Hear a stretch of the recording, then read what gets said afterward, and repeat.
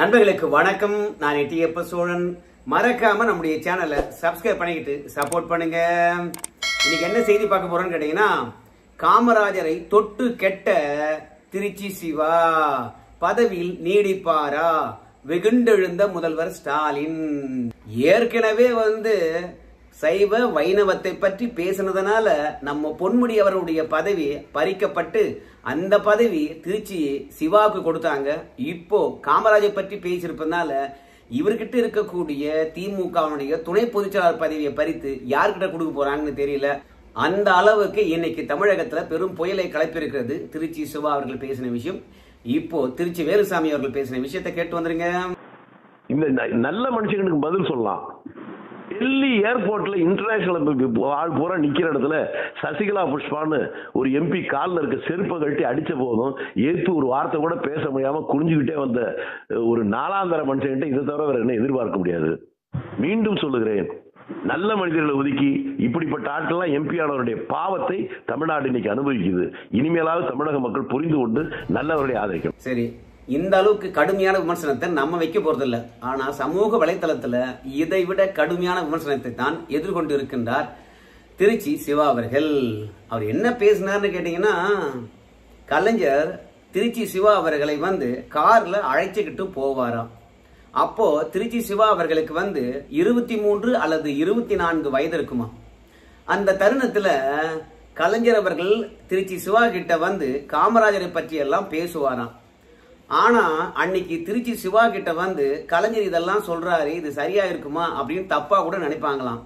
ஆனா கலைஞருக்கு என்ன ஒரு நினைப்புன்னு கேட்டீங்கன்னா, நாம பேசுவதை விட திருச்சி சிவா போன்றவங்க எல்லாம் இந்த விஷயத்த மக்களிடையே கொண்டு போய் சேர்த்தா சரியா இருக்கும் அப்படின்றதுனால இளையோரா இருக்கக்கூடிய என்னிடத்துல தகுதியை பார்க்காம பல விஷயங்களை கலைஞர் பகிர்ந்து கொண்டார். அதுல ஒரு விஷயம்தான் நம்முடைய காமராஜர் அவர்கள் எமர்ஜென்சி பீரியட்ல வீட்டுல தங்கி இருக்கின்றாராம். திடீர்னு ஒரு நாள் நான் திருப்பதி போக போறேன் அப்படின்னு சொல்லிட்டு காமராஜர் அவர்கள் திருப்பதி போறதுக்காக கிளம்புகின்றாராம். உடனடியாக நம்ம கலைஞர் அவர்கள் போன் போட்டு, ஐயா பெருந்தலைவரே, நீங்க திருப்பதி போக கூடாது அப்படின்னு சொல்றாராம். உடனடியாக, நீ யார் யா சொல்றது? நான் காங்கிரஸ் கட்சிக்காரன், நான் போவேன், நீ திமுக காரன், என்னையா தடுக்கிற அப்படின்னு காமராஜர் அவர்கள் சொன்னாராம். உடனடியா கலைஞர் சொன்னாராம், நான் திமுக காரனா பேசல, உங்க மீது அக்கறை கொண்ட முதல்வரா பேசுறேன் அப்படின்னு சொன்னாராம். என்னையா முதல்வர் பதவி, அதெல்லாம் வேணாம் என்று தூக்கி போட்டுட்டு தான் நான் இப்போ ஓய்வெடுத்துக் கொண்டிருக்கின்றேன்.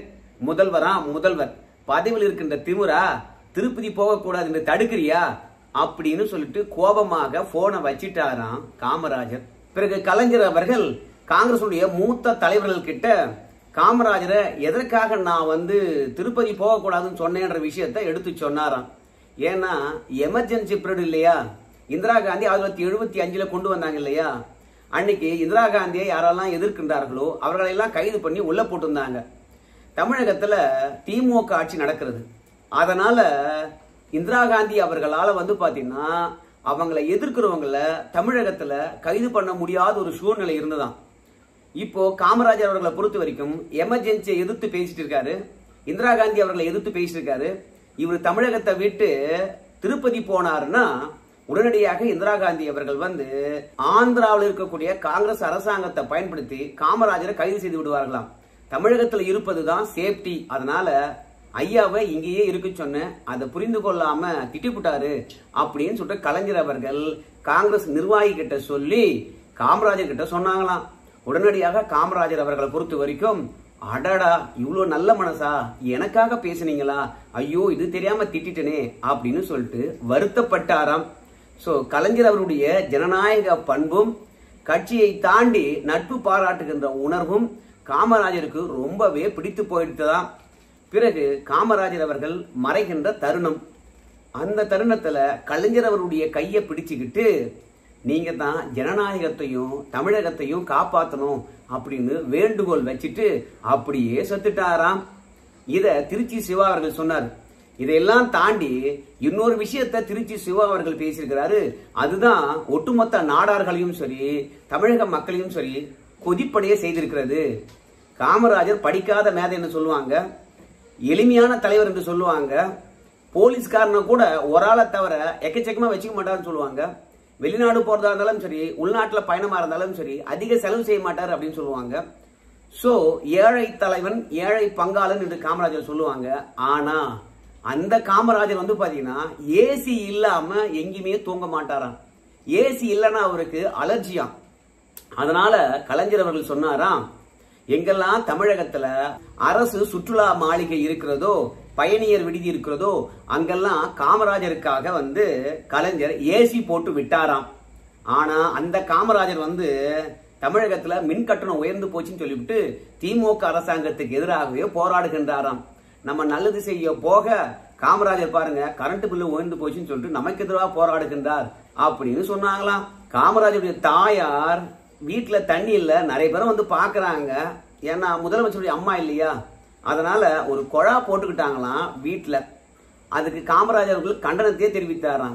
ஏமா ஒரு குடம் தண்ணி போய் பொது குழாவில பிடிக்க முடியாதா, நீ மட்டும் கார்பரேஷன்காரங்கிட்ட சொல்லி வீட்டுக்கு குழா போட்டுக்கிட்டியே அப்படின்னு குடிநீருக்கு கூட சண்டை போட்டு குழாவை அகற்ற சொன்னாராம். அந்த அளவுக்கு எளிமையா வாழ்ந்தாராம் காமராஜர். ஆனா அவரு ஏசி இல்லாத தூங்க மாட்டார்னு சொல்லிட்டாராம். உடனடியாக தமிழகமே கொதித்து போய்விட்டது. இதுல முக்கியமாக நம்முடைய விஜயனுடைய கட்சிக்காரங்க கொதித்து எழுந்துட்டாங்க. எங்களுடைய கொள்கை தலைவர் காமராஜர், அவரை போய் இப்படி எல்லாம் இழிவுபடுத்தலாமா, இதெல்லாம் நியாயமா இருக்குமா அப்படின்னு சொல்ல திருச்சி வேலுசாமி அவர்களை பொறுத்த வரைக்கும் காமராஜரை விமர்சனம் பண்ணதுக்கு கண்டபடி பேசியிருந்தார் இல்லையா, அவரு சில விஷயங்களை சொல்லியிருக்கின்றார். என்ன சொல்லியிருக்காருன்னு கேட்டீங்கன்னா, எமர்ஜென்சி வந்து 1975 ஜூன் 20 25 கொண்டு வந்தாங்களாம். ஆனா கலைஞர் ஆட்சி கலைக்கப்பட்டது 1976 ஜனவரி 30. கிட்டத்தட்ட எமர்ஜென்சி வந்து 7-8 மாதங்கள் திமுக ஆட்சி தமிழகத்தில் இருந்துதான். இப்படி தமிழகத்தில் இருக்கின்ற தருணத்துல அன்னைக்கு இந்திரா காந்தி அவர்களை யாரெல்லாம் எதிர்த்தாங்களோ அவங்க எல்லாம் தமிழகத்துல கைது பண்ணி உள்ள வச்சாங்களாம். இந்த திருச்சி வேலுசாமி அவர்களையும் கைது பண்ணி உள்ள வச்சாங்களாம். அப்பெல்லாம் கலைஞர் ஆட்சி தான் இருந்தது. ஆனா என்ன கைது பண்ணி உள்ள வைக்கின்ற பொழுது கலைஞர் தடுத்தாரா? இல்லையே, சும்மா வேடிக்கை பார்த்திருந்தார். இந்திரா காந்தியை பொறுத்த வரைக்கும் தன்னுடைய ஆட்சியை கலைச்சிடக்கூடாது, தன்னையோ தன் குடும்பத்தில் இருக்கிறவங்களையோ கைது பண்ணிடக்கூடாதுன்னு சொல்லிட்டு தன் மகனுடைய திருமணத்துக்கு கூட எமர்ஜென்சியை அமுல்படுத்தின குடியரசுத் தலைவரை வந்து பாத்தீங்கன்னா அவர் வீட்டு விழாவுக்கு அழைச்சாங்களாம். அந்த அளவுக்கு இந்திரா காந்தியும் அந்த காலத்து ஜனாதிபதியும் ஒன்னாவே வச்சு திமுக பார்த்தது, நட்பு பாராட்டினாங்க. நம்ம ஆட்சிக்கு எதிராக ஏதாவது நடவடிக்கை எடுத்துட்டு போறாங்கன்னு சொல்லிட்டு காலில் விழுந்திருந்தாங்க. ஆனா காமராஜர் திருப்பதிக்கு போனா கைது பண்ணிடுவாங்க, உன்னை காப்பாத்துறேன் இங்கேயே இருங்க அப்படின்னு சொன்னதாக கப்சா விடுறாரு, அது பொய். ரெண்டாவது, காமராஜர் ஏசியோட வாழ்ந்தாரா? இவர் பார்த்தாரா? எந்த அரசு சுற்றுலா மாளிகைலாம் வந்து பாத்தீங்கன்னா ஏசி போட்டாரு? ஏன்னா வந்து ஆதாரம் இருக்குதா? மொத்தத்துல காமராஜருக்கு நாங்க தான் எல்லாம் நல்லது பண்ணோம், காங்கிரஸ் கூட பண்ணல அப்படின்னு சொல்லிட்டு நாடார் ஓட்டு வாங்குறதுக்கா? இல்ல காமராஜர் பேர்ல நல்ல அபிப்பிராயம் கொண்டவன் யாரெல்லாம் இருக்கணும் அவங்க ஓட்டு வாங்குறதுக்கா இப்படி எல்லாம் பேசுறீங்களா அப்படின்னு சொல்லிட்டு கடுமையான எதிர்ப்பு தெரிவிக்க ஆரம்பித்து விட்டார்கள். இது திமுகவுக்கு பெரிய தலைவலியாக மாறி போச்சு. யாரெல்லாம் அரசியல் ஆளுமை இருக்கின்றார்களோ அவர்கள்லாம் வந்து பாத்தீங்கன்னா திமுக எதிராக பேச ஆரம்பிச்சுட்டாங்க. சுகபோகியாக காமராஜரை காட்டிட்டாரு திருச்சி சிவா, இதெல்லாம் நியாயமா இருக்குமா? வாய்க்கு வந்தெல்லாம் திமுக காரங்க இப்ப பேசுறாங்கப்பா. ஒரு காலத்துல RS பாரதி அவர்கள் சொன்னாரு, எங்களை காமராஜர் எதிர்த்தாரு, அந்த காமராஜருக்கே நாங்க தான் சமாதி கட்டணும் அப்படின்னு சொன்னாரு.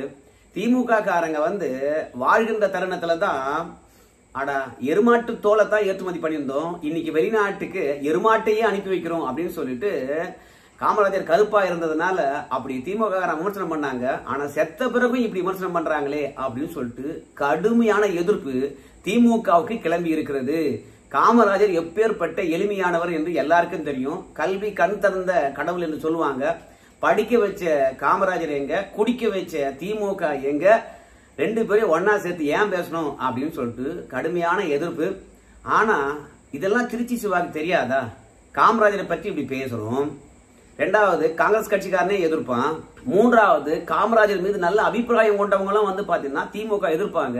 இப்படிதான் எதிர்ப்பு இருக்கும் என்று தெரிந்து எதற்காக திருச்சி சிவா அவர்கள் பேசுறாரு அப்படின்ற ஒரு எண்ணம் இருக்கும். அதுக்கெல்லாம் காரணம் என்ன தெரியுமா? இன்னைக்கு திமுக ஆட்சி மீது மக்கள் பயங்கர அதிருப்தியில் இருக்கிறாங்க. மதுரை மாநகராட்சியில பயங்கரமான ஊழல், அதை பற்றி யாரும் பேசிவிடக் கூடாது. ரெண்டாவது சட்டம் ஒழுங்கு சந்தி சிரிக்கிறது. மணல் கொள்ளையா எவனா இருந்தாலும் வெட்டி கொள்றாங்க. 2 நாள்ல 4 பேருக்கு மேல உயிரிழந்திருக்கின்றார்கள்.